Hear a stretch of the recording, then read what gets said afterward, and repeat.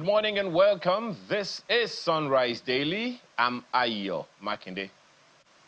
23 degrees in the nation's capital. Good morning and welcome. I'm Kayla Megwa. Well, I really am not sure what degree it is in Abeokuta today, and particularly maybe even the entire Ogun State. But that's where we're taking you this morning. Check out this beautiful city, Olumo Rock in Abeokuta, Ogun State. Abeokuta, by the way, is the capital of Ogun State, and this is one of those views that welcomes you. But this, on your screen right now, is the famous Olumo Rock. Tell me, Kayla, if you've been here as well. Well, my brother-in-law is from here. I know that we went there. We went there during this whole wedding shebang. So my brother-in-law is from this place. They're Egba, I think. I think I got that right for the Egba people. So yes, you did. Okay, so one of the things they told us when we came to Olumo Rock was that it used to be a place of shelter. There was some intertribal war, and his people used to come and hide in this rock, you know. And they said there's a deity that protects this rock. A lot of people from this part of Nigeria still worship that deity. It's a place of worship, spiritual significance, you know. And, you know, many visitors come to this place, they climb. And the interesting thing for me about this rock was that it had stairs, you know. So they took their time to actually, because we have mountains like this in the nation's capital, there are no stairs. You will find a path. You will find your way to the top. But, you know, and I hear that there's a museum in the place, there's an amusement park here, you know, and then people just go there and enjoy the stunning view of Abeokuta. I called it the brown roof city. That's how it looked. Abeokuta looked like the brown roof city. But yes, a lovely place. I have been here before. It's a lovely sight. Absolutely. And I mean, so if you call Abeokuta the brown roof city, what are you going to call Ibadan? And then I also saw one picture. I have not gone there yet. I have not seen that one yet. You only need to see the brown roofs of Ibadan City, trust me. That's it. And you know, what's interesting is that the capital city is called Abeokuta, literally means under the rock. And Olumo Rock itself has a history behind it. And there's those who will translate it as Olumo, as in Oluomo, meaning the lead child or the star child or the, you know, that kind of thing. But then the history, in some histories also say that it actually means a combination of two words, meaning God molded. Olumo, God, so a place God that God molded rock. this rock, that kind of thing. So, but whichever one is the correct one, please. If we got a history wrong, let us know. And you know, Kayla, I always try to challenge people. Do you know the meaning of your bus stop? You know? No. No, I don't. I don't. I'm not know. How am I supposed to know? I don't even know your bus stop. Okay, so under the rock, under the stone, whichever one it is, Okuta, okay, well, yes. Okuta means stone, but so what do you now call rock? So Akpata means rock, Okuta means stone. Okay, so under the stone. Now, stones are small. Come on, guys. Are we saying that Abeokuta is a town of giants? I'm not even going to get into that category this morning, but just enjoy this beautiful sight right here in the capital. So, Kayla, anything happening today? Well, we do have some business coming up. You know, there's quite a lot happening. There's always something happening, really, in the nation's capital. In fact, we have a live coverage for you soon. But on business this morning, assessing the CBN's business survey. That's what we're looking at this morning. And, of course, when the business set comes up, we'll be hearing all of the conversations that will be going on around CBN's business survey. So that's the major happening today that we have on the show. But I think, Ayo, right now we can go ahead and get to listen to what the papers are saying this morning.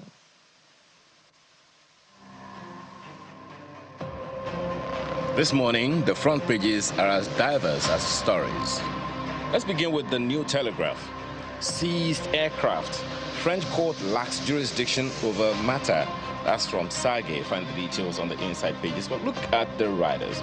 As one sovereign can't preside in judgment over another, says Nigeria being kicked about like football globally. Chinese companies' action insulting. Urges FG to stop guaranteeing subnationals estates not reliable. Chinese firm can't attach assets belonging to Nigeria in judgment debts. That's from Adebayo. Details of that story on the inside pages. Business Day newspaper has this one. Nigeria's rusty FX market struggles to crank. Well, it's a business language or not? Check the details on the front page. It continues on the inside pages. Look at the front page of the Nigerian Tribune. Rivers crisis. Damagun opens up on controversial letter to appeal court. Replies Clark. Says those asking him to resign are undermining party's neck as main opposition inaugurates reconciliation disciplinary committees. I won't leave PDP. I will stay and fight, according to Wike. Details on page 3. The Vanguard newspaper is concerned with the petrol scarcity. Petrol scarcity worsens as marketers load at 780 naira per litre. Transport fares rise by over 200%. Transporters lament impact on business. Nigeria becoming failed state. That's coming from Pengasan.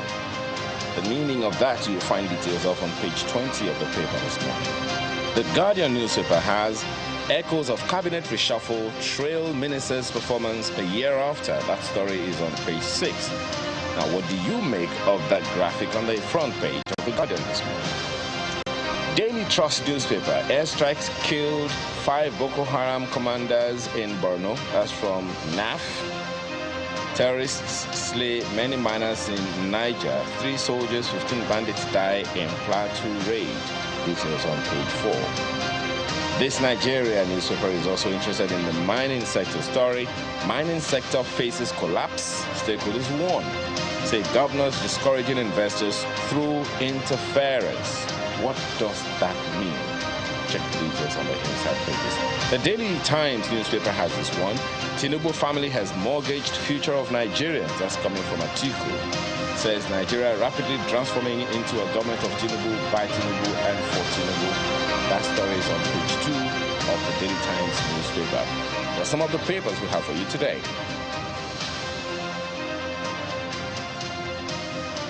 Those are the headlines this morning, and I'm going to start with the Punch.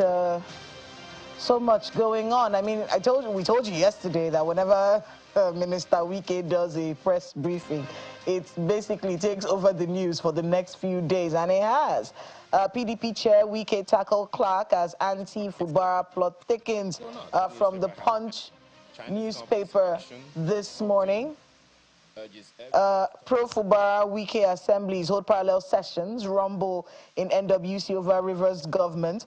I won't quit PDP, of course, we saw that also from the Punch today, says Wike, as Mr. Tommy Kimi is going to be heading that disciplinary panel on the ex-governor's anti-party case. So yes, a lot about to happen in a few days. And then, of course, we also have this one here from, I think this court, this whole situation with the planes is going to be part of our second conversation. So the new Telegraph this morning. Seized aircraft, French court lacks jurisdiction over matter, says Issei Sage. And his argument is really that one sovereign can't preside in judgment over another. Nigeria is being kicked about like a football globally. The Chinese company's action is insulting. He's urging the federal government to stop guaranteeing subnationals as states not reliable. Chinese firm can't attach assets belonging to Nigeria in judgment debt. This embarrassing situation. How many of you agree with Mr. Issei Sage? You can get more on that story from the New Telegraph pages 2 and 11, so we can understand where his point of view is. But we will be having that conversation in the second part of the program today. Ayo, what are you looking at? I'm actually interested in the front page of this Nigeria newspaper, which is actually focused on the mining sector. And it's a very damning comment right there on the front page. But the rider is even stronger, even more pungent. Say, governors discouraging investors through interference. I'm wondering what that means. You would remember, Kayla, that a number of times, and for those who've been following our program for a while, a number of times we've always wondered wondered how the dynamic really is. Because it's a little strange. On the one hand, the C of O, the certificate of ownership or occupancy of the land comes from the governor of the state. But guess what? The minerals under that land is controlled by the federal government of Nigeria. So I'm wondering how that relationship is going, really. Is it really going on the way it ought to go, or are we just, as Chamberlain would say, papering over cracks? Are we just managing the entire situation? Is this something that we need to sit around the table and talk about? There's a lot of value under Nigeria's earth. And the minister of the current solid minerals minister, put it in the trillions of dollars. Already that fact is known to us. So the question is, what are the conversations we're having to ensure that we maximize these for the nation? We also know that there have been quite a number of comments made by several people about the fact that the solid minerals is a major reason for insecurity in some of these countries. There was also something in the news recently that a former governor in I think it's Zamfara State was mentioned, that some gold was hijacked on the way to Ghana, and it was alleged that it belongs to a former governor. Is that story dead? So this interference that is being alleged, and the stakeholders are warning, I hope it is something that is in the view of the solid minerals minister and solid minerals ministry. It is important for us to have the right kinds of collaboration, because if the state governors are feeling outshined, sidelined on a matter in their territory, definitely it is clear that collaboration has ended, has failed, is not happening, and that is a cause for concern. So lastly, is it now something that we should consider in terms of constitution review? The land is controlled by the governor. What's under that land is controlled by the federal government, the president. Those are concerns that need to be addressed. Conversations need to be had around the table, and resolutions of such made known to Nigerians so that they also can own the process. That's something that I consider very, very important. You may also want to look at what's on the front page of the Vanguard newspaper this morning, because maybe I should just read it for you. It's not something to just smile over. It's Mr. and Mrs. actually. You can take a look at it. Mr. was warning. I've warned him several times not to maltreat his wife yesterday. Yesterday, he saw a man admiring and chatting up the woman through their window. And his own wife comes, wait a minute, is that not what football enthusiasts call transfer window? I guess you may want to look at that. All right, well, those are some of the papers we're looking at this morning. We'll take a short break. When we return, it's time to get into the conversations. Do stay with us.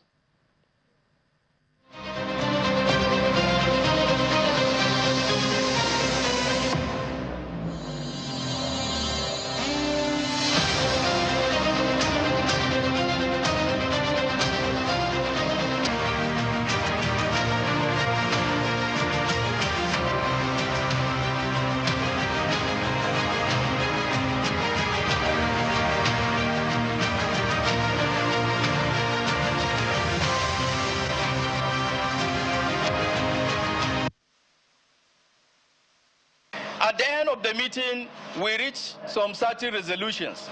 Part of the resolutions is that as a committed labor center, that we agreed or that we abide by the rule of law and due process.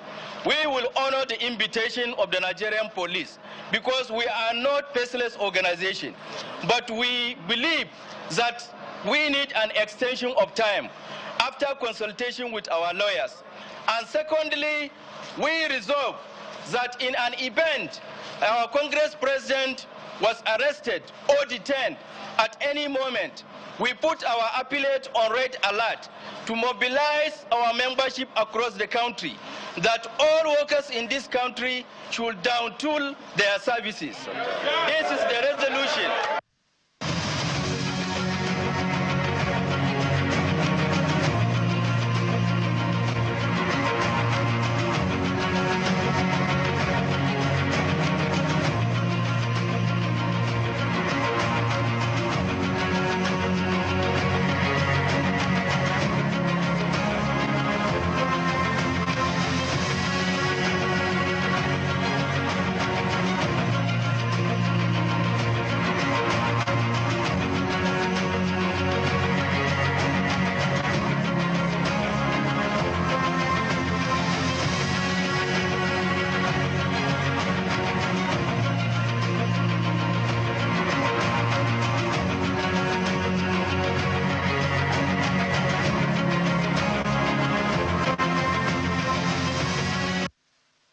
So then we just decided to give you, a timeline of this situation with the NLC and the police, just so you can understand what's been happening in those days. But that's not all we have for you today. Joining us on our conversation about this situation that's caused a lot of uproar everywhere is former Acting Inspector, Assistant Inspector General of Police, Mr. Wilson Inalegu is joining us here in the studio. It's good to have you on the program, sir. Yeah, so I'm delighted to be here. Good morning.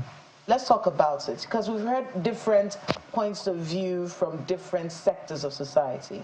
We hear people who are afraid that, this could be a way of shrinking the civil space or the civic space a little bit more. The expression is not there anymore. You're at fear of being arrested. But then there are other people who say, look, you've just been invited for questioning. If you haven't done anything wrong, why can't you just go in there and explain yourself? But just so we can have the full details, if you have those details, of what's really happening here. Yeah, I wouldn't say I have any details, but I can tell you as a matter of procedure.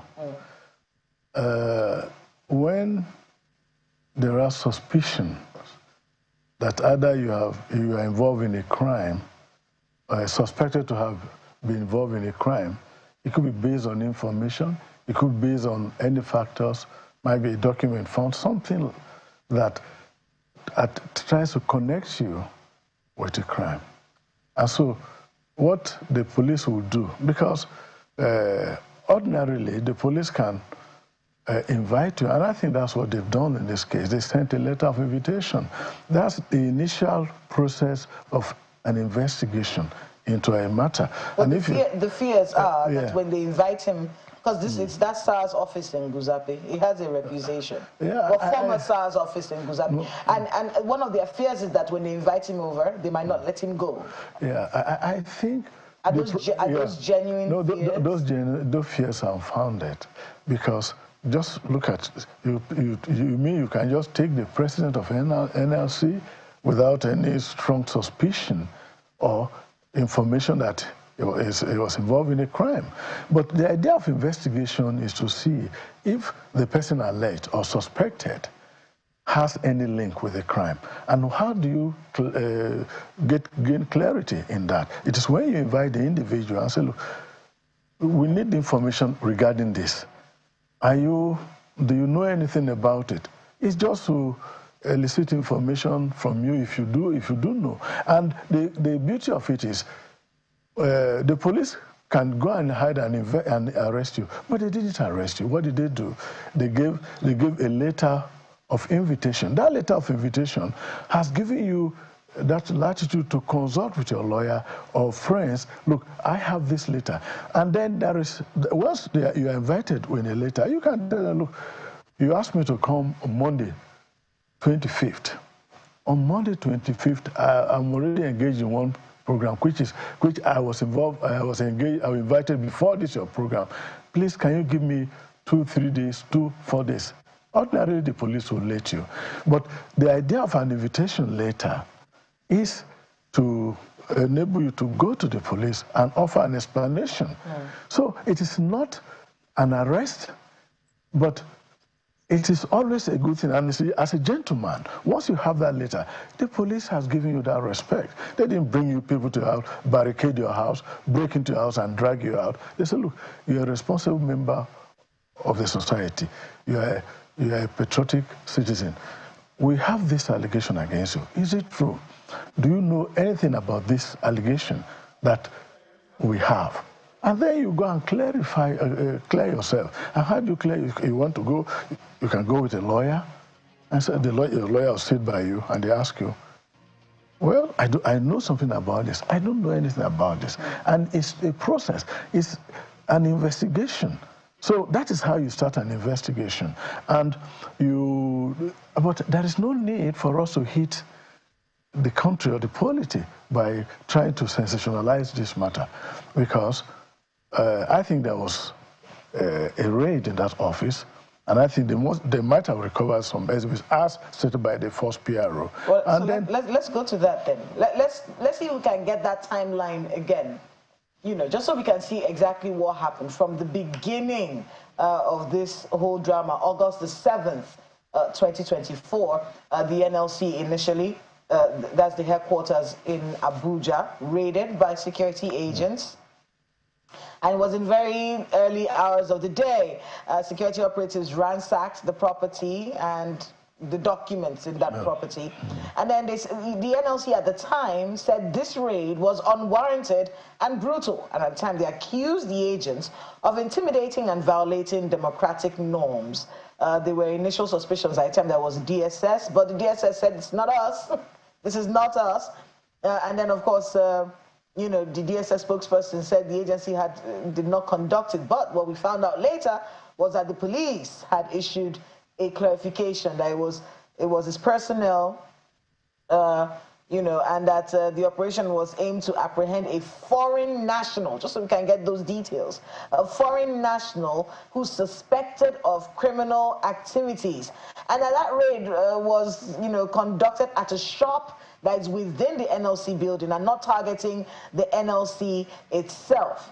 Then they sent that invitation. So let's talk about that whole part of pursuing a foreign national. Let's say a foreign national was coming into my house, you know, from time to time. Let's say I have a nice patio and he comes in there to drink coffee. And then I don't know who he is, you know, he just comes in there to drink coffee from time to time. Can I be called for questioning if he's suspected to be a terrorist or committed a crime of any sort? I think we should get to a level we can trust and have confidence in our security forces, particularly the Nigeria Police Force. When they come with a valid search warrant to search a property, and if in the course of the search they find documents that link you with any crime, and that, or a statement, something recovered in that area. After all, the NLC has the president, the secretary, and other officials. But if the police find, and I think the police will know, police is smart, and I think they are, because they are not going to invite the president of the NLC if you don't have a strong ground. And so in the course of search, I believe they might have found something that is suspicious and in line with the statutory duty of the police as provided by the Constitution, that if you have suspicion about somebody involved in a crime, that individual can be invited to offer clarification.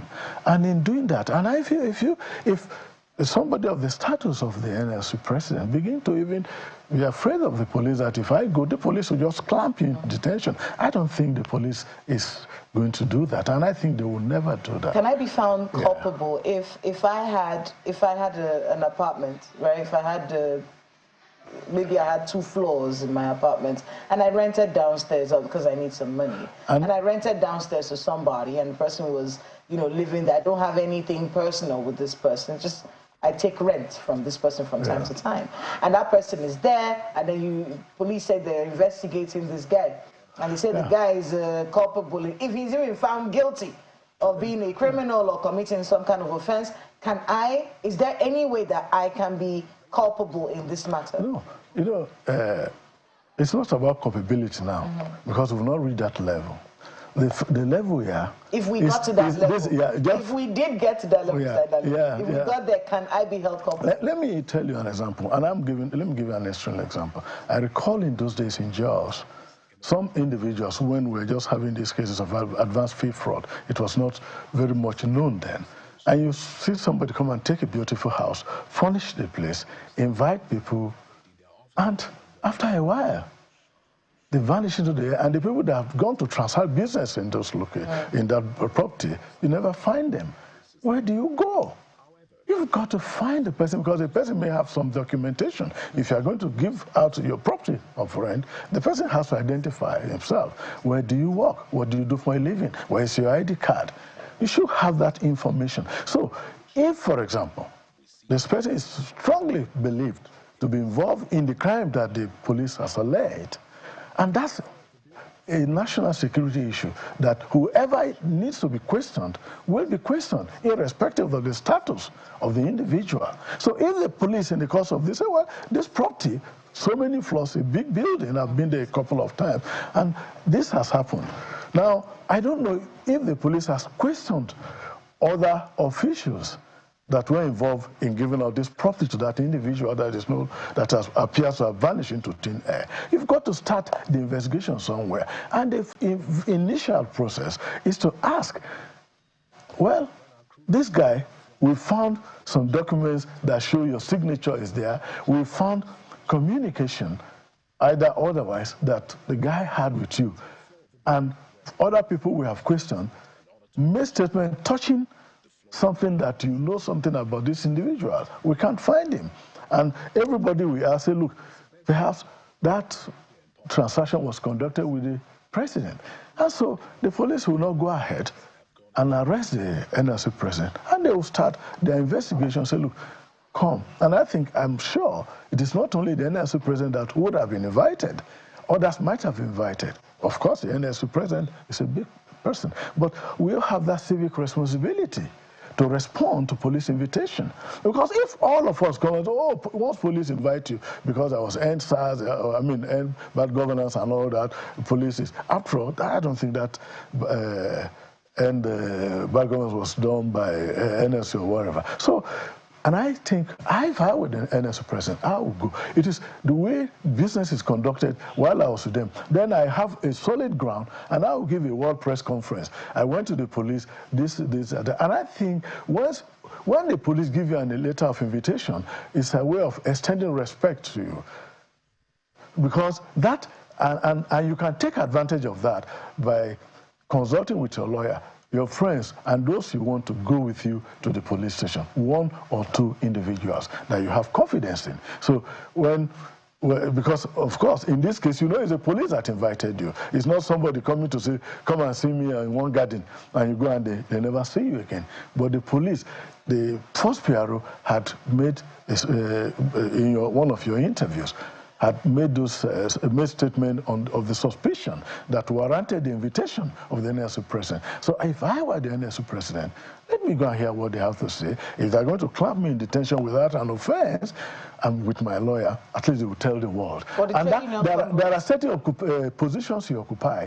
You've got to be ready for some of the hazards of those positions. That position. Yeah. Well, the Trade Union Congress and the National Human Rights Commission, they're condemning that raid. They said it is, they're asking for an investigation as to why the raid was even done in the first place. And they're concerned about the implications for, I want to use your words, concerned about the implications for democracy and freedom of expression, and demanding accountability for those involved in that raid. Is there a fear, like I stated earlier, that our civic space is being shrunk even further and actually putting fear in the minds of people. If the NLC president can be called in, who are the rest of us? You know, I think that's the overwhelming feeling. You know, so is there any fear of that? So do you think this is happening? I think there's a product of perception, which may be right and may not be right. Well, perception is many people's reality. If it does feel like whenever you express yourself or you engage yourself, you have freedom of association. That's correct. Now, if my association with you is putting me in a situation where I can be called in for questioning, isn't that shrinking my freedoms and things like that? You see, there are occasions that the police have stopped you and asked you to pull over. And maybe the vehicle you were driving fits a description of a crime that vehicle was used to commit. And they stop you, say, you freeze your back to your hand. And sometimes they go to the extent of putting handcuffs on you. And they search. Oh, and they say, oh, we are sorry. And they just let you go. But I don't think they are doing that here. In this case, they are saying, look, come and clarify this issue that has been alleged. If the NLC president, after honoring that invitation, and then he observes, because his lawyer will be there, and from what I see, he's got one of the very vocal lawyers in this country, and he's gone there, and the question they're asking him tends to intimidation, then all these statements will now come more powerfully. Because everything you are saying, he has not been questioned. You don't know what they are alleging him. You are not privy. I'm not privy to what they've alleged him. So if I begin to put the cart before the horse, I might even miss the point. So, but what I'm saying is, we all have a civic responsibility to respect public institutions. But when we have done that, and they go beyond the line, and then we now know, okay, we now know why our president was invited, and all the noise will go, and then they will force either the government or the police to apologize and all this. But I think if I were in his position and ask, because the position he occupies is so important, and then we've got to say that we've got to calm tension in this land. What are your thoughts on the threats of a protest if anything happens to him? Well, I will not comment on the protest. You know why? Because he's not been questioned. It is the way he's treated when he goes there. But I think the treatment from the beginning, by giving him a letter of invitation, has shown respect for his office. Otherwise, they just see him. And I think they requested for August 29. I'm sure the police is going to oblige them that day, because it happens all the time. Sometimes people meet me, say, look, oh, they have asked us to come. Somebody went and did this. I didn't know, I wasn't there. I say, police is not a ghost. Police will not swallow you. Go there. If after you, I always advise people, if after you have gone there and you see that the thing is becoming something you don't, becoming monkey business, then I will now ask that officer who invited you, what is this? And most of the time they come and say, sorry, we went, they didn't even say anything, just ask us whether we knew about this, and they let us go. And they say, oh, I didn't know police are so good. That kind of faith. They actually believe that this whole thing is a way of obscuring the real motives. No, let me... They believe that there's an ulterior motive for this raid by the police. So they're not buying this. No, let me tell you, when the police and the NLC, by my experience and the experience of other officers, I was commissioner of police in the FCT. I've had cause to monitor their protests a number of times. I've gone to their secretariat. I monitored election of the immediate past president of NLC at the Eco Square. I know all that. And despite all that was going on, we maintained our ground, we were calm. There was no complaint. So NLC and the police don't, in fact, you've not had any NLC protests devolving into violence. Most of them, I was there, we left, I monitored them from Beggar under bridge through Wuse Market. And while we're going, when they get to a point, people, other unscrupulous individuals want to join, they will say, look, AC. Then I'll say, so these guys are not part of us. So I think the NLC have a history of cooperation and collaboration with the police. But they shouldn't prejudge. There should no premeditation. Let them just wait and go the way they are treated. So And it's good we support public institutions, especially the police. There is insecurity. We shouldn't discourage the police. Let's bring in my colleague in Lagos. Ajaero has a few questions for you. Well, thank you, Kayla. So, you know, maybe you want to first, let me begin by asking you what this says to public trust in the police. Well, police inviting somebody as part of an investigation.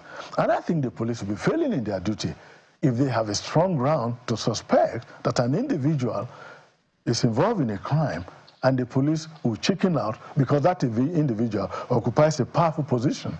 And I don't want a police force that is easily cowed. I don't want a police force that will be afraid of performing its duty.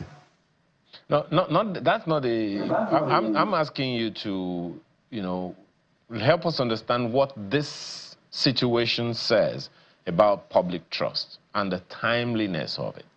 On the one hand, I mean, if you listen to the words coming from the NLC, their position is that this is an attempt by the federal government to subject or subdue the voice of the NLC, of the civil society, because going to the NLC headquarters at a time when everyone was talking about bad governance and there's been protests all across the nation, and the NLC, you know, is also raising its voice about one thing or the other.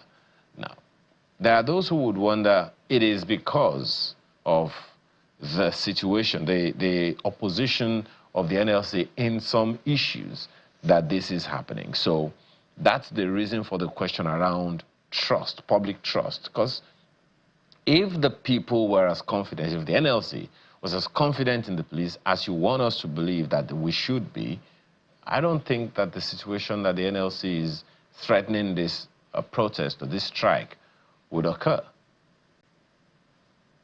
That stage, because I expect that NLC as a critical national institution should have confidence in the police, and that if after honoring the police, being a responsible organization, being a civic-minded organization, will honor the police, and from the encounter they have with the police proves otherwise, then all this position can be taken.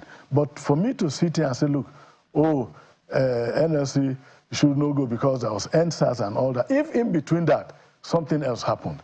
Imagine, for example, you have a disagreement with somebody, or you are discussing something, and suddenly that person does something.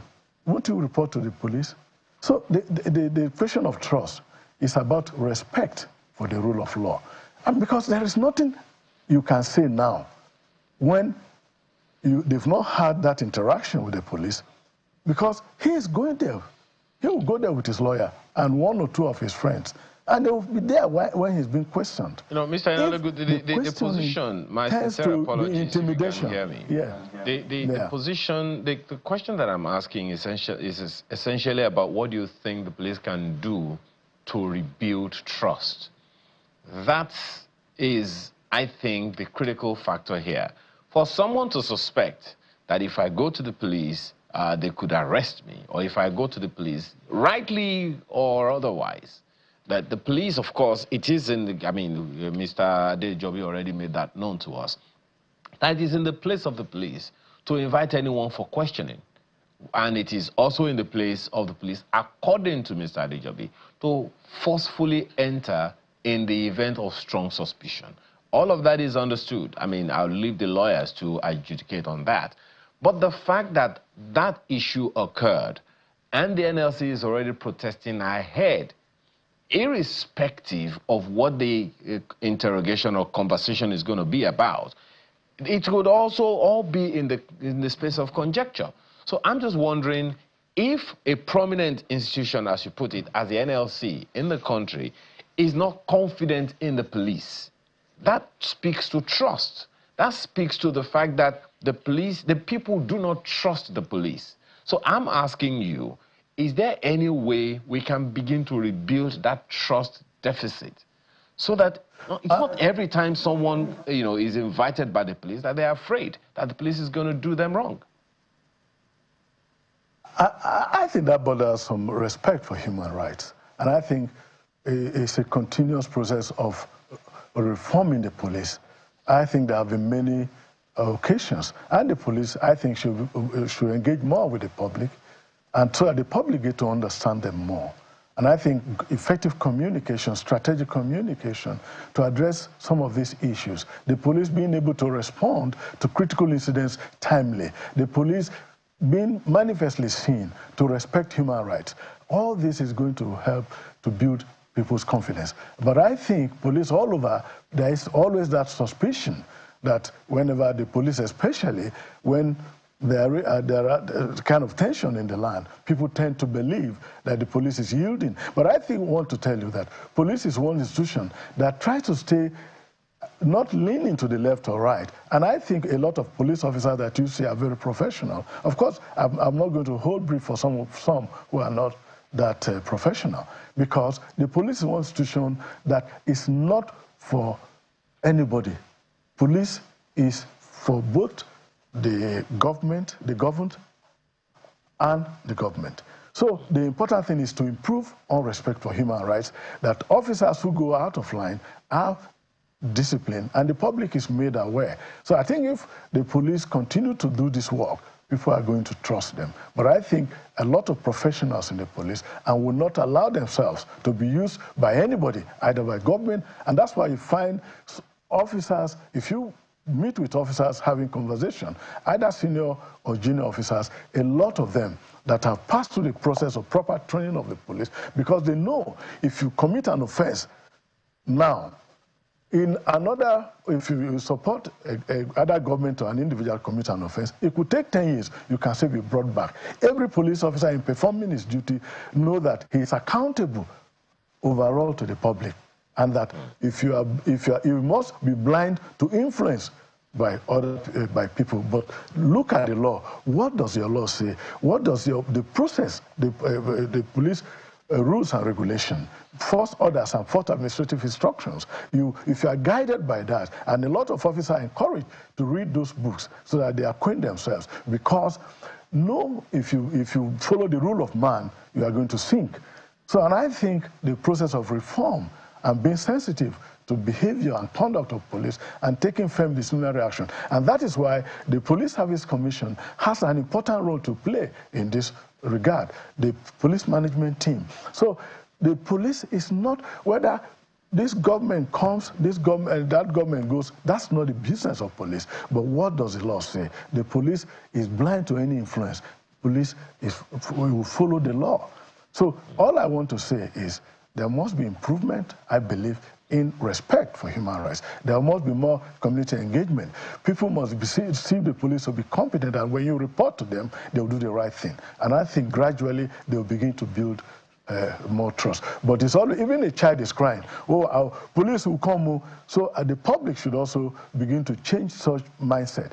If you tell a child that is crying, police will come and arrest you. All this go to affect the way the police is portrayed, and that's why people are afraid when the police call them. It's not necessarily by the conduct of police, but that public conception that is developed, that is brought even to children from the beginning, to see police as people that will just arrest you. But if you are not an offender, the police will not come for you. If they come for you, there are litigations open to you to claim a lot of money from the police.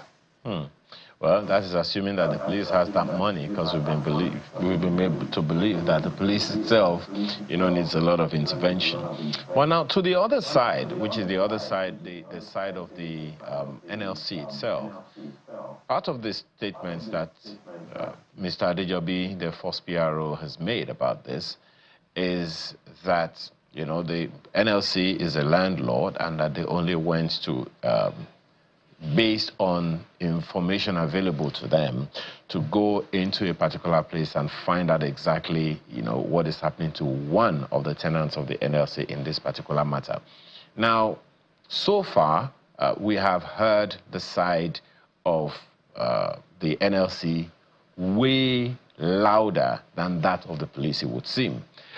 Unless someone is really looking for it, many people may not even be aware of the statements that the police has put out, and the statements that the police, for the first PRO, has made about this particular issue. Whatever information that is available to them, so that people can know that there is an argument, that the police does have an argument for even coming up with this matter in the first place. I think those are also critical issues. I mean, you've spoken about the need for the police to communicate effectively, but to the specifics of this particular case, what does the police need to put out? What do the people need to know so that they can understand the perspective or the position of the police on this specific case of the president of the NLC being invited? There are instances that you don't divulge so much information. And I think if you listen to the first PRO, he was very careful in the information he released to the public. Because if you have not interviewed or interrogated those people that you need to speak with, and you come up to begin to be so much disclosure, you might take steps that might affect your investigation. And so you try to have a grip of the matter by the number of people you have interviewed or interrogated, and then you come up with a statement to the public. Especially now that you have a situation where there are so many suspicion and perception that perhaps the police is being used to harass the president of NLC or anybody for that matter. So, and then the police is saying this involves treason. This involves, it is even beyond Nigeria. It goes more. And so, if the police have not got sufficient information, if people are even refusing to go and have that conversation with the police, and the police, so I think the only thing that may be available to the police at the moment is to see that from the search we conducted, this is what we found. And we need to have a confirmation whether this is true. We need to have a confirmation whether this guy is involved. Because what is the essence of investigation? You try to see how you can link those alleged with a crime or otherwise. And when you don't find, and so when you see that, look, what we have found is not what we thought. But if now the police begin, because it's pushed into disclosing more, and that becomes a weapon. Because if it's international, it means the people, the accomplices outside these shores, or the guy who has escaped, apparently who has fled, you begin to give him a weapon to dig in more. So the police, with the way things are going, because the police right now will not want to say anything. I imagine, I'm no longer a police officer, I've retired, but I imagine they will think that if we say more, they are going to read more meanings into it. Let us wait and hear. 29th is not far. We will not go ahead and arrest the NLC president. We will wait. When we hear, and I think it's time for us to rise or begin to support the police, and then call them out, those who are not doing well, so that action will be taken against them. Because for a society to develop, you've got to have an effective police force. You can't have development without security. And the police being having primacy on internal security is in a position we really do want to create that environment. We really do want to trust the police. A good number of people in the various parts of the country have had not too pleasant experiences with the police, which will be explored and exploited by, criminal-minded people saying, well, they have caught me again and I didn't do anything. And people are going to believe those people before they believe the police, even if, and in cases where the police does have a case. So it goes back to the issue of building trust that we spoke about earlier, because there are those members of the police force that have defaced and, they have messed up the name of the police simply because they have the authority to wear the uniform. They take undue advantage and they exploit that power to terrorize other people, common citizens such as themselves, without the uniform. So it goes back to the issue of building that trust and that confidence. People need to know one thing or the other so that they can believe that indeed the police has a case. At this stage, what would you recommend that the police does and that the people should do? And I think, I want to start from the Police Service Commission. The Police Service Commission represents a broad spectrum of the population. You have the President of Women's Society, you have civil society, you have the Justice of the Supreme Court retired and all that. And I think the public has a critical role to play. The reform of the police is not going to be only internally driven. It also has to be externally driven.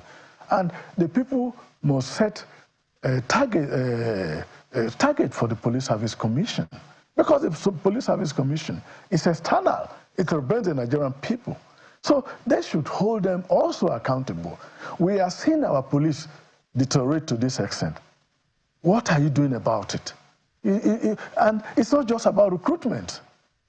So I think the public have a role to play, and I think they are not playing their role. It's interesting that you brought up the Police Service Commission, yeah, because that's a very important conversation. Yeah. When there's a new head of the Police Service Commission, but whenever we hear about the Police Service Commission, one of the first things we always hear is recruitment. While recruitment is important and we need more policemen, what's been done? I mean, you used to be CPA, you know, and you're an former AIG.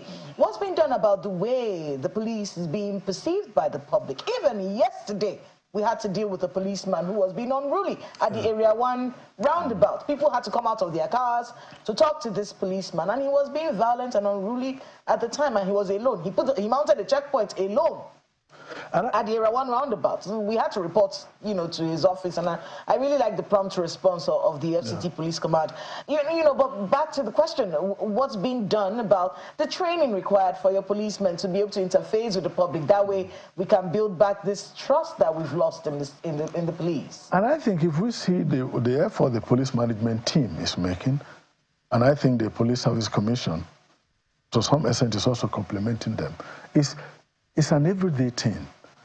As a commissioner of police, as a DPO, your erring officers, you rein them in all the time. If the public are aware, and I think it's time that the police begin to release, maybe on a weekly basis, the number of disciplinary action taken against erring police officers. And the public know that... A weekly update. Yeah, a weekly update. And I think the police is very mindful of the conduct of our officers, because that affects the way they are perceived. But I think the police is one institution that is involved in more self-cleansing than any other organization. This police is one organization that if you make a report, action will be taken. But the public are not even up to the level of the police in terms of internal discipline. In other organizations you go, the officers cover them up. But I tell you, the police do not cover their own. But I think more because of the critical position the police occupy. But I think the public, in calling the police to perform, should also look at the area of resources, the area of remuneration, the area of retirement benefits, even that gratuity. So you are demanding so much from the police, but the police is still provided for.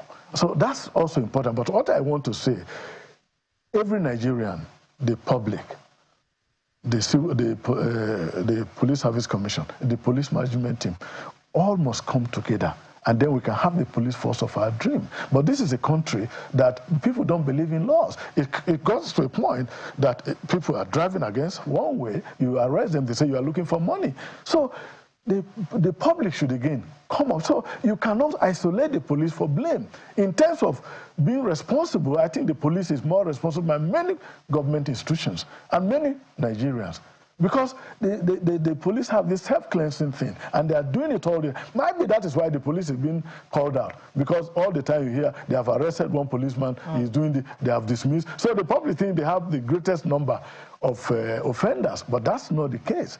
But I look forward to a police force that is world-class. That police force that goes on international peacekeeping mission and come with a lot of accolades. That's the police I want for my country.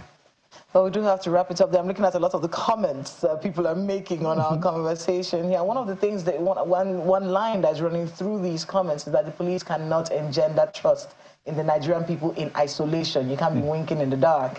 You have to be able to engage more, put better policemen on the streets who engage better with the people, and then try to get the trust of the Nigerian people.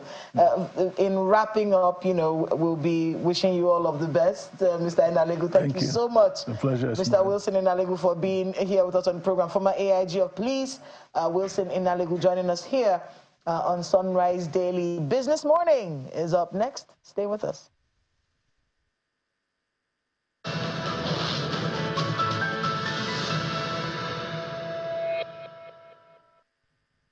Good morning. Welcome to Business Morning on Sunrise Daily. Of course, we do just about 30 minutes of business right here before we head back to the Sunrise Daily studios. And we start usually from the global space to tell you that today oil prices fell again. It's for the 5th session as global demand concerns exerted pressure on the market despite a decline in U.S. fuel inventories. We keep our eyes on the number. We'll see about 9 cents shaved off Brent this morning, and we see it settle at $75.94 a barrel. That's about 0.16%. While for WTI of the United States is $71.71. $71.71 after it lost 0.31%. And yes, eyes are obviously on the contracts for October. That has dropped 6.9% since August 15, and Brent also has lost more than 6% because of U.S. inventory on the one hand, and we see a little bit of ease when it comes to the tensions in the Middle East. That has not contributed to prices, but also the reports on Wednesday that showed a plunge of revised employment statistics in the United States, which is the world's biggest oil consumer. That showed fewer jobs were added in 2024 than previously expected, and weak economic data last week from China, which is the 2nd largest economy and the largest importer. Oil investors are also expecting OPEC Plus to lift some voluntary output cuts. That will squeeze in supply and increase price a bit, but we'll see if OPEC Plus actually does that by their next meeting. Now we look at the Naira and see that unusual inverse relationship that we see sometimes when it comes to NAFEM and NAFEX. So yesterday, for NAFEM, which is the main market, there was an increase on the price of the Naira. The value of the Naira went up more than 3%.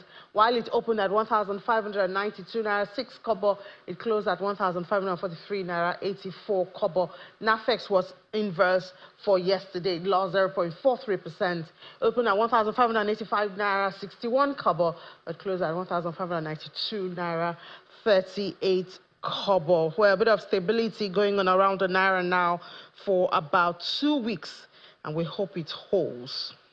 Now, yesterday, for the first time, I think for about in 4 years, we saw that the central bank reintroduced a survey, business survey, and then they affirmed that business enterprises in the country are optimistic from their survey that there will be improvement in the economy in the next 3 to 6 months. And this is beginning from September. And according to this business expectation survey for July, which was released yesterday, the CBN says this optimism, which is based on a survey from 1,600 business enterprises nationwide operating in the industry, services, and agriculture sectors, is largely driven by hopes in the agriculture sector. The Financial Money Regulators report also identified agriculture sector as having the highest employment prospect, followed by industry and then services sectors. However, the respondent firms pointed out that insecurity was a major concern for business activities in July, as well as high interest rates. There's also insufficient power supply and multiple taxes. Now, yesterday, I'm sure you heard of that story that Fidelity Bank has been fined by the Data Protection Commission. Well, now Fidelity Bank has reacted to that story from the National Data Protection Commission that they were fined to the tune of 555.8 million naira for violating its customers' data privacy. In their response, the bank confirms that there was actually a complaint by a customer of possible breach after an online request to open an account was received, to which the bank began an internal investigation, while the account was immediately placed on post-no debit status. And this happened in 2023. Fidelity notes that the incident, which started in 2023, has seen a number of discussions between the NDPC and the bank, and they remain open to convince the regulator that there was no breach of any extant law or regulation. The bank is also assuring customers of their unwavering commitment to upholding the highest level of ethical standards in all their dealings with customer data. Let's take a break now. It's Commodities Day, so we'll be talking about, most probably look at that business survey from the Central Bank of Nigeria, but that's after the break. To join us again.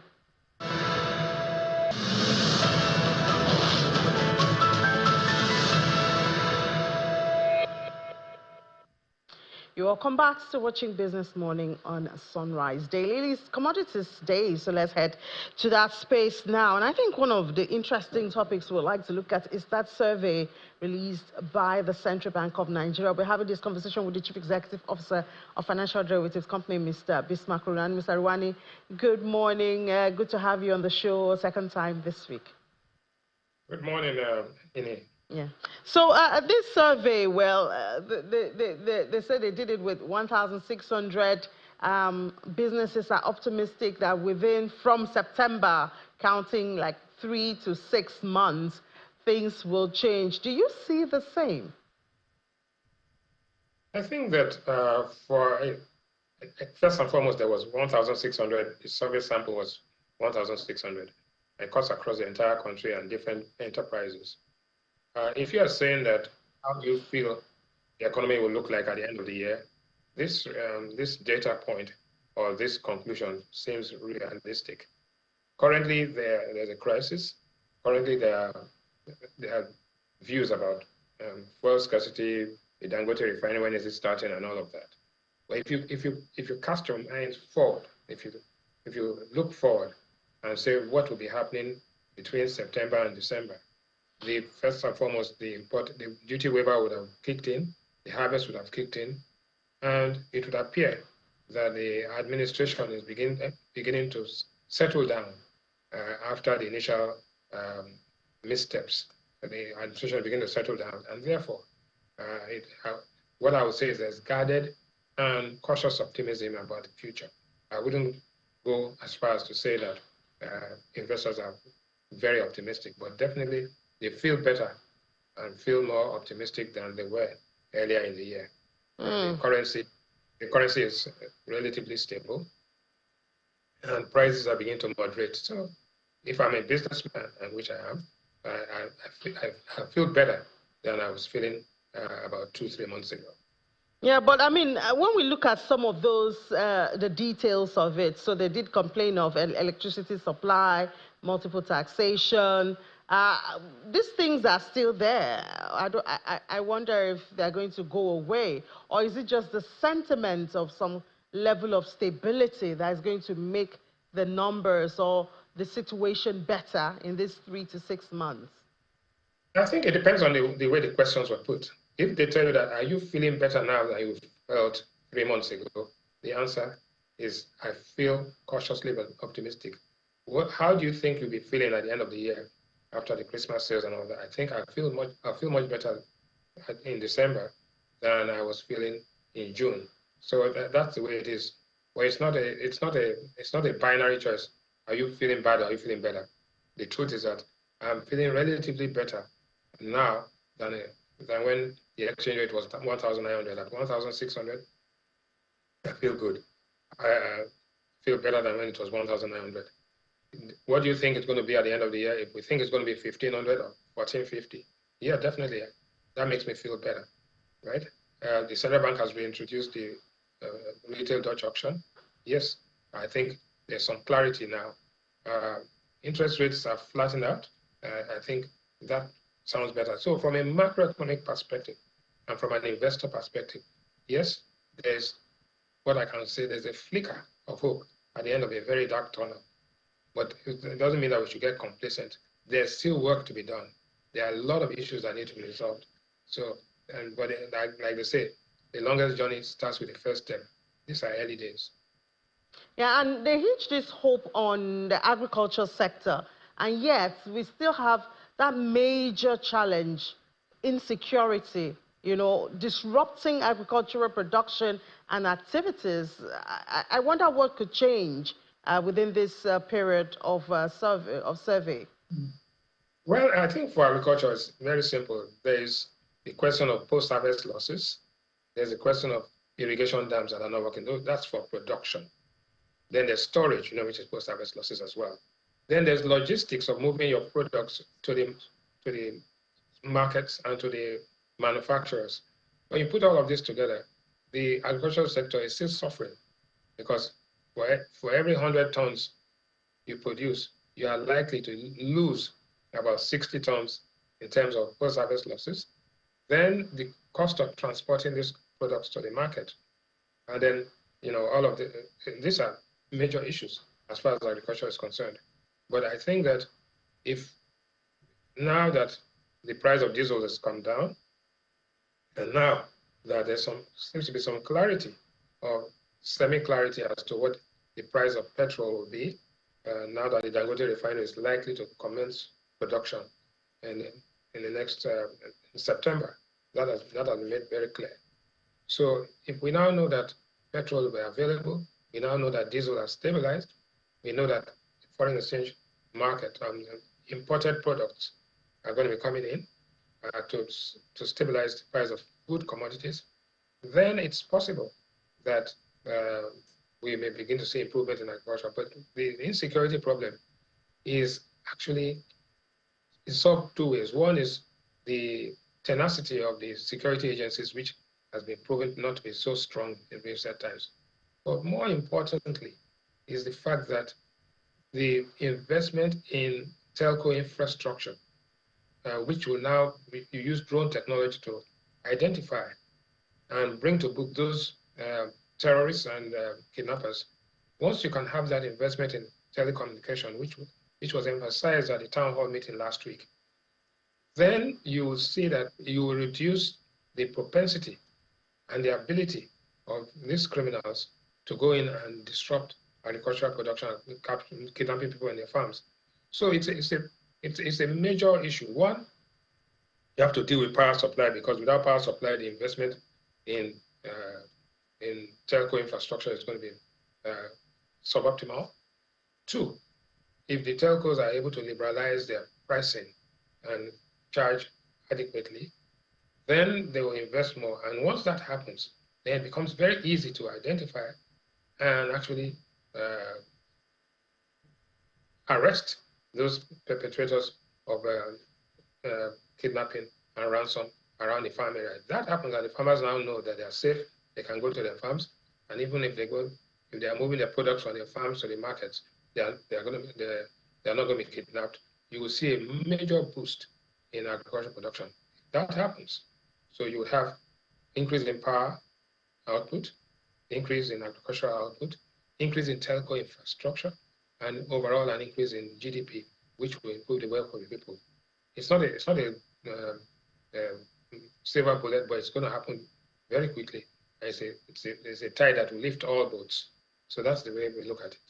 All right, Mr. Arwani, we look at it and do hope that those actions that need to be taken, especially when it comes to dealing with insecurity, will actually be taken. Thank you so much, Chief Executive Officer of Financial Derivatives Company. Thank you for having me. Let's take a break. When we come back, we'll be talking Data Academy, talking about data breach and protection of your data. Is it that one? You join us after the break here on Business Morning on Sunrise Daily.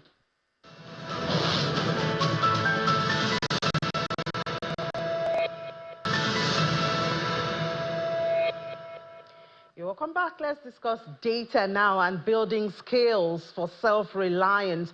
We'll be having that conversation with the founder of Accounting Hub, Chioma Ifeanyi Eze, here in the studio. Hi, Chioma. Good morning. Welcome to the show. Thank you for having me. Good morning, everyone.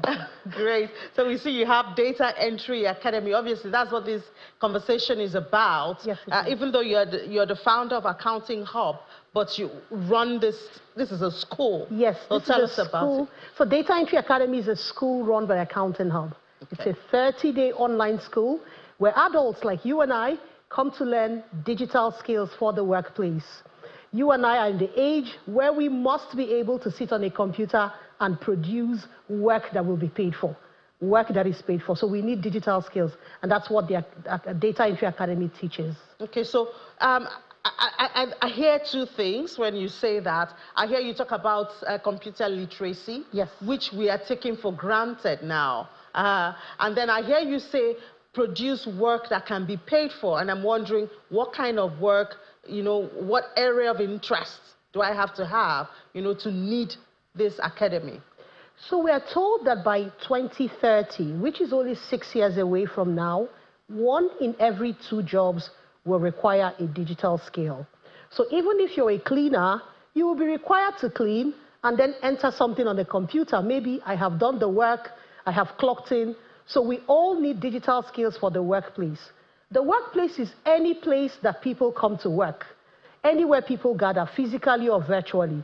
Your home is a workplace. Your business is a workplace. The marketplace is a workplace. Your employer's place is a workplace. So all of the skills that you need to work there. Look at you, you're reading to me from a computer device. You needed to have a digital skill to do this. Someone is videoing this, you needed to have a digital skill to do this. So every morning we wake up and we all need to have digital skills to do work. Using different software on different computer devices, we must be able to produce work that goes through a computer. So, I mean, with this now, that fear of AI is going to get people out of job seems far away, because AI can then become an enhancer instead of, a threat to jobs. Absolutely. So this academy is for how long? How do people attend it and all of that? Where are you? Are you virtual? Are you physical? Yes, so Data Entry Academy is an online school. It's a 30-day online school. In the school, you will learn 40 different software for the workplace and 30 different skills for the workplace. You can enroll in the school from anywhere in the world because it's online. Simply go to dea.ng. That's all, dea.ng, and you can enroll to join Data Entry Academy. Like I said, it's an online school, so you can join from anywhere. And you don't need to be afraid, oh, I'm not techie, I'm not very computer literate. We only need you to be able to do 2 things. Are you able to send an email from a computer device? And are you able to browse the web? That's all. You can enroll and learn these workplace skills we're talking about. So you say it's for anybody. Yes. You just have to be able to send an email. But what about the specifics of, for instance, I'm a journalist. My friend is a farmer.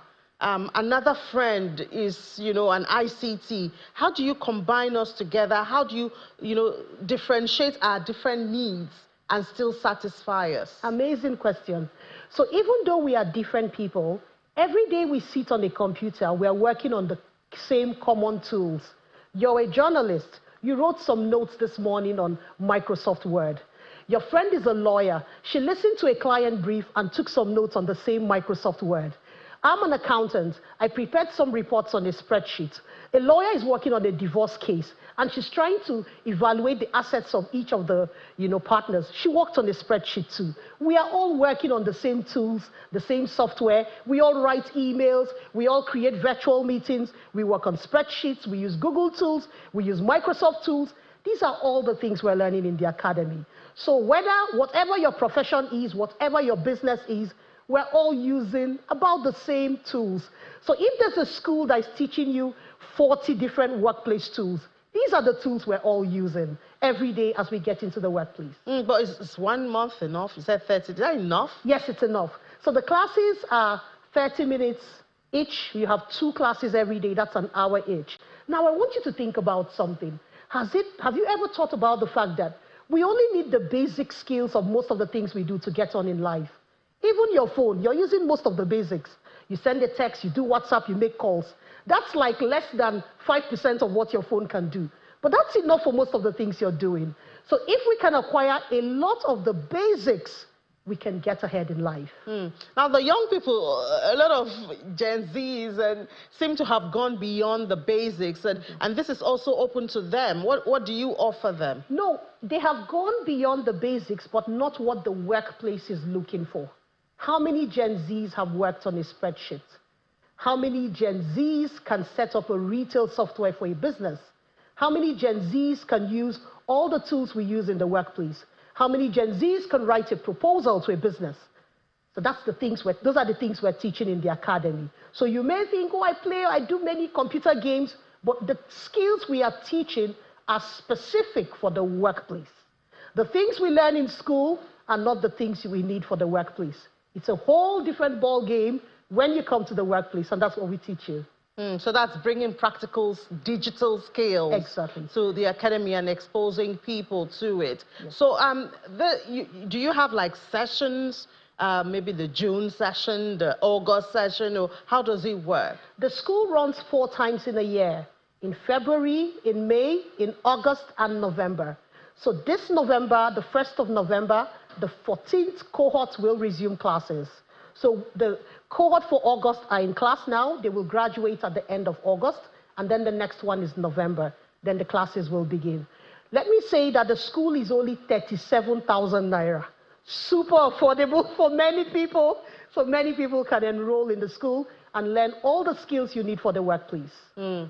But you do need to be ready for the school. What I mean by that, it's virtual, so you're obviously going to need a computer or a device with internet. Yes. I think it's important to note that, Yes. since it's not physical, Yes. and I believe this is the period that people can register for the November, Yes. and they can reach you through? They can reach us through dea.ng.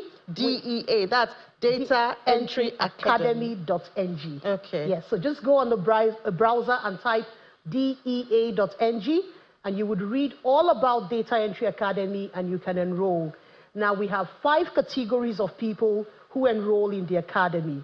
We have young people or fresh graduates or job seekers. We have business owners.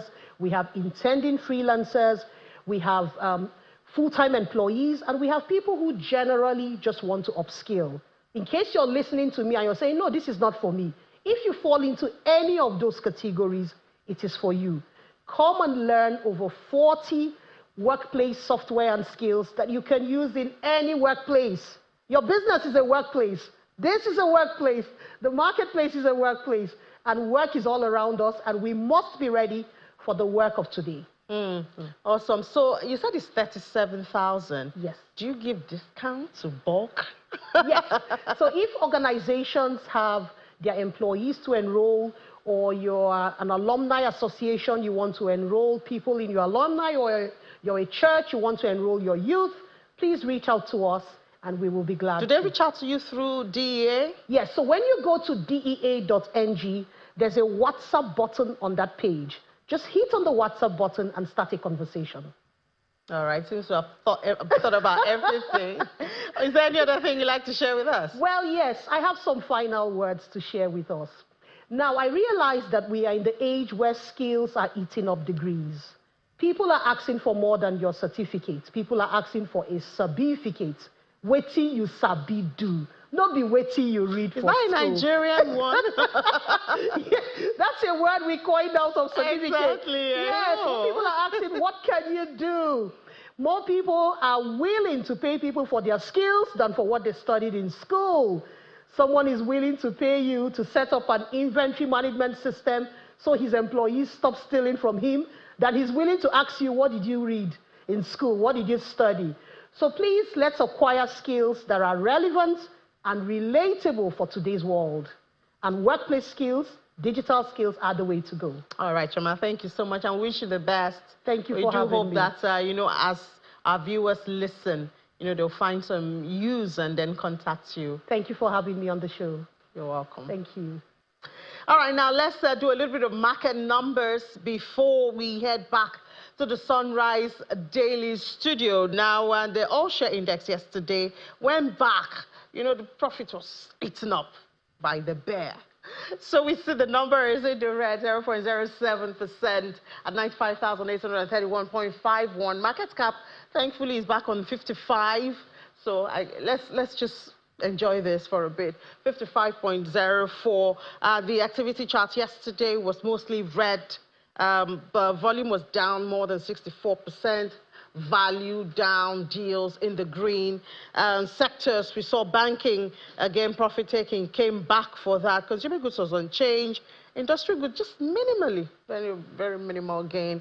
Insurance still in the red. Oil and gas lost the gain of the previous day. Top trades, O&O, right, there's been in the news for about a week now, continuously. You know, we've seen some positive sentiments around O&O. But that's the much we can take for now. At 1 p.m., I'll be back with Will Ebong to give you latest intraday numbers, as well as other major conversations in the world of business. Now let's head back to the Sunrise Daily Studio.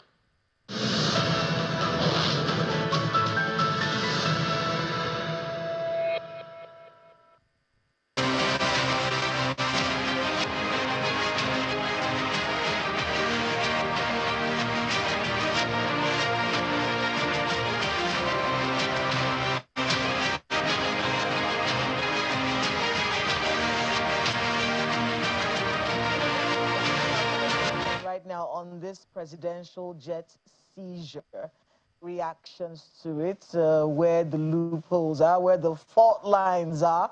And joining us for that conversation right now is former presidential aide, Mr. Laolu Akonde, host of Inside Sources. Nice to have you on the program. Thank you. Good to see you again, Kela. Let's take a look at the timeline, first of all, of this presidential jet seizure, because it came on, we saw it on social media, and everybody was, what happened, and then we start to hear all of the stories. So let's see if we can get through all of the things that have happened from the beginning. We've gone through this before, but we do have to go through it again, see how it all started. But you know, while we're getting that together, in 2001, China and Nigeria signed a bilateral investment treaty to encourage investment between two countries. Nothing wrong with that. Yeah. Then they now moved on to the next phase, which was in 2010. Zongshan, you have to forgive us if we don't pronounce it properly, Zongshan Fucheng Industrial Investments, through his patent company, acquired, to develop the Ogun, free trade zone, right? The Guangdong Free Trade Zone in Ogun State. Not bad. Not bad. In 2011, they set up a local entity, that was supposed to help them with international investment. This was in 2011. At this point, I'm going to ask you, were you aware of this at this point, though? At 2011? 2011. No, we weren't in government until 2015. Okay. Until 2015, you were in government. Yeah. Zongshan set up a local entity, that's Zongfu International Investment, to manage the development of the free trade zone. The Chinese firm then carried out several works, including development of infrastructure like roads, sewage, and power works within the zone. At this point, was the federal government supposed to be, in your view, Laolu, was the federal government supposed to be a part of this at this point? Well, so what happened is that everything is based on the bilateral investment treaty, which the federal government signed with China. Okay, so that's actually the, like they will say outside, the cocoa of the matter, is the bilateral investment treaty. And what that has done, based on what the experts have explained to us clearly, is that there's a clause in that treaty that allows citizens of either country to bring up an action. Normally, what you will have is that, look, this is a treaty between Nigeria and China. And so if there's going to be any action, court cases, adjudication, litigation, it will be between China and Nigeria. But what seems to happen is that somebody permitted a clause, and one of the articles of that treaty, to say that citizens or businesses of either countries can bring a charge. That is the unusual thing that happened in that treaty that has now given rise to a situation that we are dealing with today. So with people saying that the courts in France, and most people don't realize that it's not just about the jets in France. There's also an order seizing some of our assets in the UK. In Liverpool, yeah. For people who are saying that these courts didn't have the jurisdiction, with some Isisage saying that in the papers this morning, do they have a point? Well, you know, so Professor Isisage is a professor of law. I'm a journalist. The only difference is that I have been speaking with lawyers and diplomats about this matter. And what I have learned is that even in terms of the evolution of the law, you know, some things have happened that some of the, you know, the people in liberation may have not caught up with. So lawyers say that, you know, that look, this is international law. So you're not going to find many people. As a matter of fact, those who are practicing in the country may not be abreast of the developments in international law. So lawyers who have understanding of the international law have said that there is no issue about jurisdiction. All of these things have been pleaded already. The main problem is that in that treaty, Nigeria, you know, deliberately or not deliberately, wittingly or unwittingly, allowed a situation where a company can actually sue Nigeria. Now, they're not doing the wrong thing by doing that. As in, the company is not doing the wrong thing by suing us. The clause exists in that agreement. And that's the unusual thing. This clause? Exactly. So that's the. We're still trying to find out who put it. Yeah. Well, you know, we have to, you know, we have to ask, you know, the people who were there if we wanted to really get to the bottom of the matter. You know, so this went through, like I was told, it went through the Ministry of Foreign Affairs, it went through the Ministry of Industry and Trade, and it must have also gone through the Office of the Attorney General. The Minister of Foreign Affairs says. Well, this was in 2001. The present Minister of Foreign Affairs in Malabo, he said. Right. I'm not. We cannot be. This is something that was done without carrying the necessary people along, and this is why these negotiations came up with clauses such as this one that has put us in this situation. Yeah, well, I think that Mr. Tuga shouldn't have even made that kind of a public statement, because, you know, it can be used again. I mean, it portrays us as a people as confused. Because it's strange to me. One of the issues that, and I haven't gotten an answer to this question, was litigation has been going on. Yeah. Over the years. Who has been representing Nigeria's interests in those litigations? Very, very good question, Kayla. And, you know, I think they have the lawyers there. But one of the things that I found out is that, so there were at least 2 instances in many of the cases, you know, all over the place, in the UK, in the US, you know, where you have the judges and the people that are involved in the whole process complaining at least twice that the Nigerian side was not diligent. For instance, there was a time when Nigeria had I think they had 74 days to make a filing. And Nigeria did not do the filing until after it expired. Now, that kind of stuff happened twice, which tells you also that there's a bit of tardiness, tawdriness, and sloppy, you know, work, which is very, very embarrassing. Which is the reason why these kinds of seizures happen. You know, many people may not understand, but that when it feels like you're not taking us very seriously, we have to do something to make you come out. Exactly. Which is the reason why this has happened. But I want to go back to that timeline. 2012 is where we stopped at 2011, right? So let's see what happened afterwards. So 2011, that was where we were. Let's move on to the next year. 2012, Ogun State appointed them as the interim manager of that zone, zone. And then move on to the next one. Let's see what happened next. 2013, a joint venture agreement was signed, making them, that Zong Fu, the permanent manager of the zone and giving it majority shareholding in the project. And then something happened between 2013 and the next time we found out about this story, 2016. By this time, the Buhari administration was in office. You were SA Media to the vice president at the time. Okay, just so we situate that. Ogun State abruptly terminated the appointment, took actions to expel the company from Nigeria, including the harassment of his executives and revocation of immigration papers. One thing that we saw that happened in 2016 was that the Chinese government here in Nigeria, and some investigation went on, according to Mr. Ibikunle Amosun, who was governor of the place. So he says they came up with information that Zongfu had actually lied to the Ogun State government and painted the other company as a bad entity, and they found out that it was a lie, and you know, that basically led to them revoking their license to run that place. At that time, the Buhari administration was in office. You were SA to the vice president at the time. What happened? Oh, well, you know, so first of all, to do a disclaimer and say that, look, you know, you possibly wouldn't know everything that is going on in government.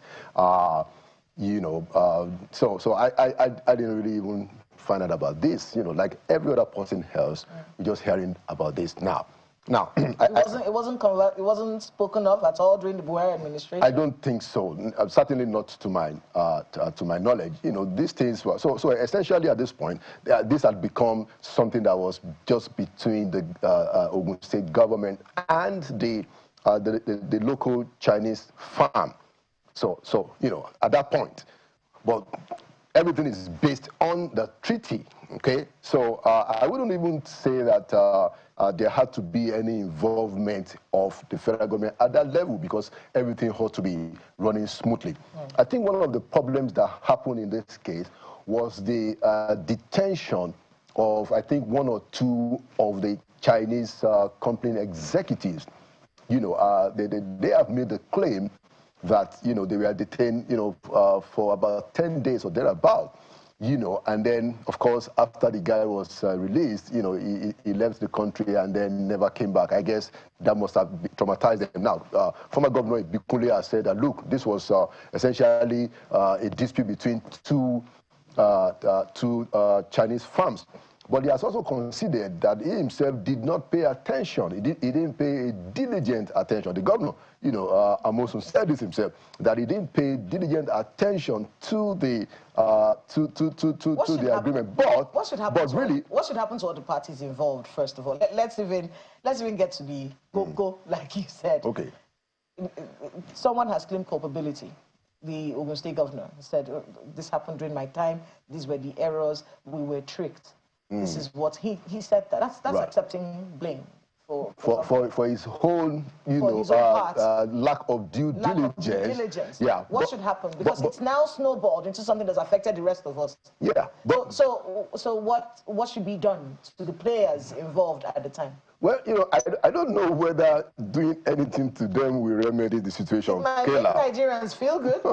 Well, and that's the point, that so we have a national embarrassment. So we are dealing with the national embarrassment where a company, a local Chinese firm is saying that, look, okay, we're gonna release, you know, one of the jets so that your president can fly. That is so, you know, so embarrassing, so shameful. Now, so that is what we are dealing with. But whether, you know, somebody has to be blamed or not, I would rather say that the process of the verification and the you know, how that treaty itself was allowed to go, because normally before you have a treaty, like I said, it will start drafting, foreign affairs will be involved, our Ministry of Justice will be involved, our Ministry of Industry will be involved, and then it will even go to the Federal Executive Council. So all of those steps were taken, yet not one person was able to say that, look, you are given the right of action, legal action, to a non-state actor, which is the business is to bring a case against, because if that wasn't there, it would have to take the Chinese government itself to go to court. Now the Chinese government would rather, you know, rather want to sort it out diplomatically. Which is what the Foreign Affairs Minister is saying. Let's go back to that timeline to see how things started going downhill from 2017. That's where it started going downhill. Zhongshan initiated arbitration proceedings against Nigeria, claiming breach of the bilateral investment treaty. That was in 2017. Things started to go downhill there. 2021, the tribunal, chaired by Lord Neuberger, former president of the UK Supreme Court, ruled that Nigeria breached its obligations under the Nigeria BIT and issuing a final award of $55.6 million in addition to an interest of $9.4 million and cost of... And that was 2017. 2.8, that's 20... This is 2021. Okay, now this is not 2021. Yeah, 2021.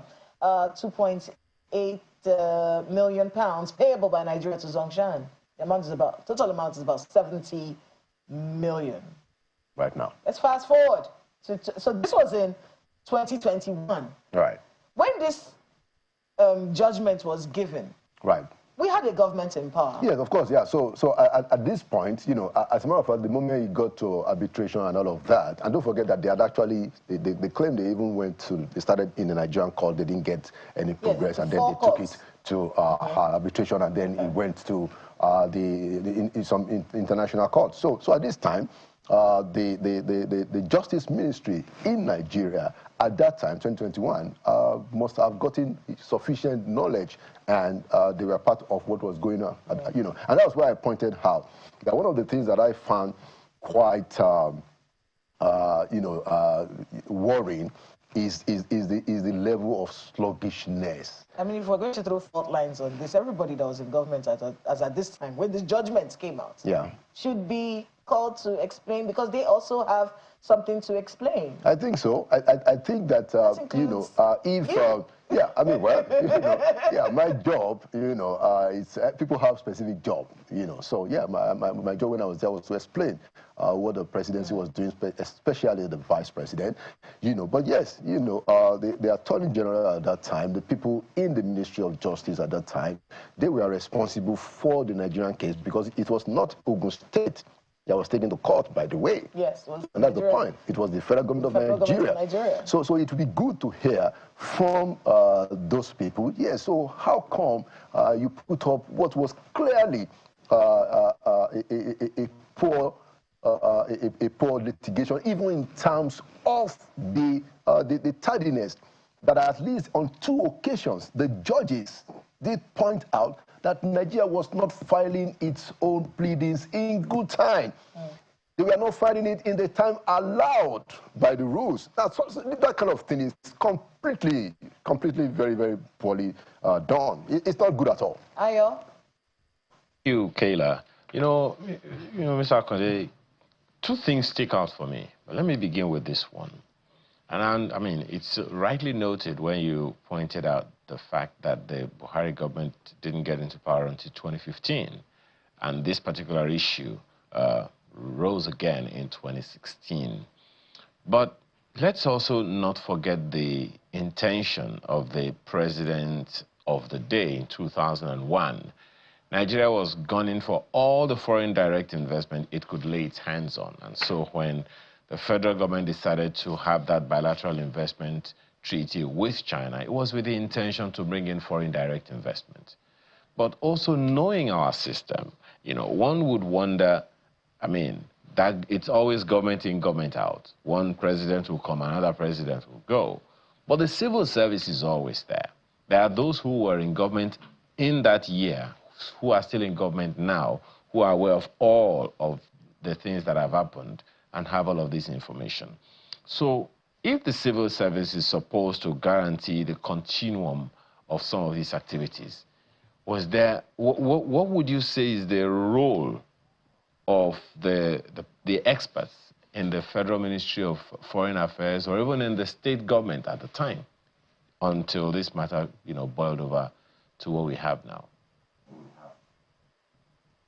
Yeah, I mean, you're right. You know, there are different levels of involvement, you know, right from the state government, you know, and I think for the state government, what I find that was poorly done in the state was the fact that they had to detain and harass, the Chinese executive. That seemed to have been, a part of what actually provoked this action, besides the fact that they had also lost money. We understand that those guys have paid a lot of money. They've put some structures. We've even heard from the exchange between former Governor Musu and Professor Patu Tomi, some of the things that went down. So clearly, there is responsibility for the then Ogun State government. Of course, this started under Gbenga Daniel and then went to Amosun, and then, of course, Prince Dapo Abiodun. So I think there are important issues along that line. But let's bring it to the federal government. Now, so yes, there are civil servants. I imagine somebody who was in service in 2001 up to now, that is almost 23 years ago. So the people that might be left now will have to be the very, very junior officers, by the way. But this is the role of institutional memory. And that's the kind of things that we have to deal with when we talk about civil service reform. What is the level of institutional memory that is being retained and maintained? Do we have a mechanism to keep all of these things going? So in the Ministry of Foreign Affairs, in the Ministry of Investment, Trade and Industry, and in the Ministry of Justice, those are the places where responsibilities will have to be addressed as to what happened and how do we prevent this happening again going forward. I think that Otunba Daniel has actually offered, to give help, in terms of what happened in his own time. Governor Amusu has spoken.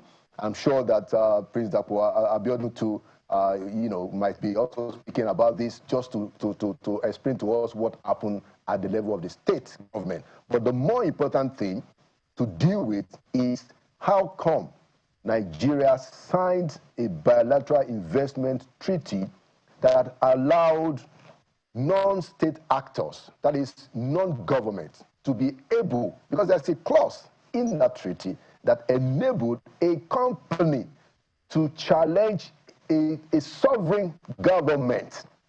That is the unusual thing that happened in 2001. And it would be good to find out why they had to accept that. Or was it that somebody was just caught napping at the wheels?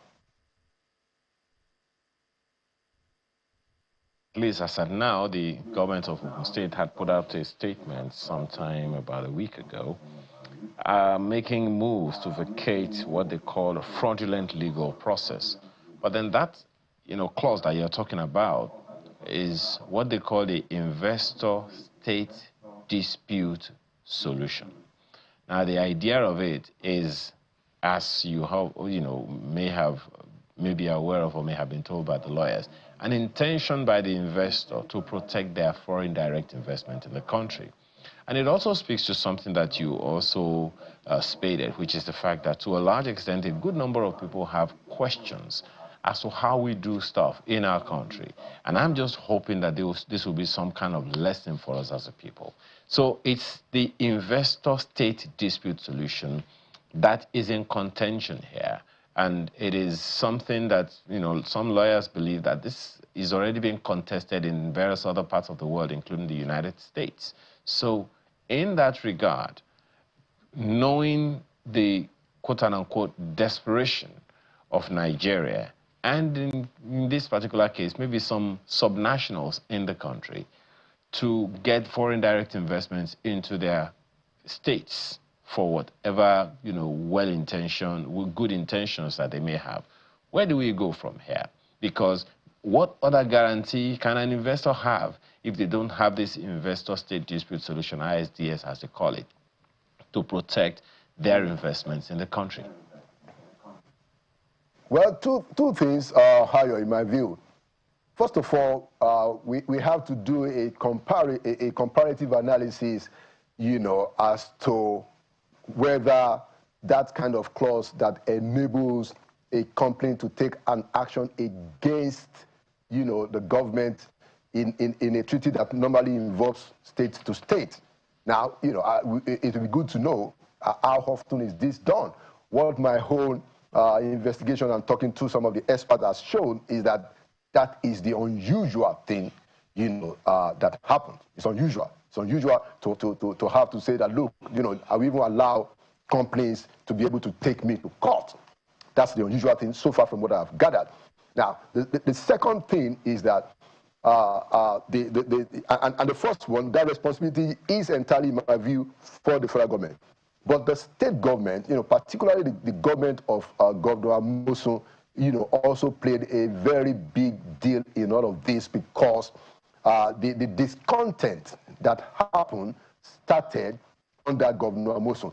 And I'm sure that Governor Amosun himself must be, you know, feeling a little bit, you know, not very good with himself because it was the same Governor Amosun who we are told had issue with Dangote, you know, and so we have to begin to also understand that when we get into these agreements have significance. And we can't just do whatever it is that we like or choose. Governor Amosun came out and said, yes, I didn't pay attention. Now, that's not very good.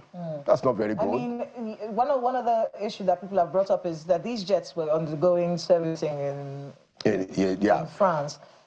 The Nigerian government at the time said that these jets are under diplomatic immunity, should have been protected by diplomatic communities. They need, despite what these contractors said. Yeah, well, okay, so has said rather, should they have been protected by diplomatic immunity? Well, you know, the lawyers will answer that question, but I think the part of the evolution that has happened in the legal world is the fact that once a state allows you enter into the commerce balance. Once you allow yourself to enter into that world, then you are bound to follow the due process, especially when you sign a treaty yourself, giving the power to a company to sue you. You know, you know, from what I've gathered so far, it is. I mean, and the courts, the U.S. appeal court, has said that yes, you know, they can go after your property already. Well, we do have to wrap it up. I think there's a conversation that's going to continue. And by the way, you know, we're going to dig deeper into this. What's happening on the side sources? Yeah, so this is the main discussion that we're going to be having. We're going to be listening to the legal experts and diplomatic experts to further espouse, you know, on what this really means, you know, for our country. I mean, the Foreign Affairs Minister has said they're working on a diplomatic solution, him and the Attorney General of the Federation. But we'll be watching to see how all of this unfolds. Thank you so much, Mr. Laolu Akonde, for being with us on the program. Mr. Laolu Akonde, former presidential aide and the host of Channels Television's Inside Sources. I'm going to tell you the nickname. 11:30 tomorrow. When 11:30 tomorrow? Yeah. We have a nickname. We have a nickname for your program. I'll tell you off air, but thank you so much. All right, thank you for being with us. Thank you so much. All right, we do have quite a number of messages. Let's see if we can get to some of them as we wrap up the show this morning. Of course, I saw this one from Festus Akimboyewa. Of course, talking about the police. It says, while we expect our police to use their powers proportionately, they have every right to investigate the president of the NLC and calling him in for questioning if they suspect he has questions to answer. The NLC must not turn itself into a militant group by threatening to shut down the country all the time. And the NLC must not undermine the legitimacy of our police. The NLC president and his lawyers must cooperate with the police and comply fully with their investigation. Can we take one more? Tom Egbele. He says it's unfortunate that passion generated by this is tending to heat up the polity. Ajaero must, like all, must respond. Thank you so much, Tom. And of course, everyone else who sent us messages this morning. That's the show this morning. Thank you so much for tuning in. Have a great rest of your day. I'm Kayla Megwa. And I'm Ajaero Makine. Do have a pleasant one.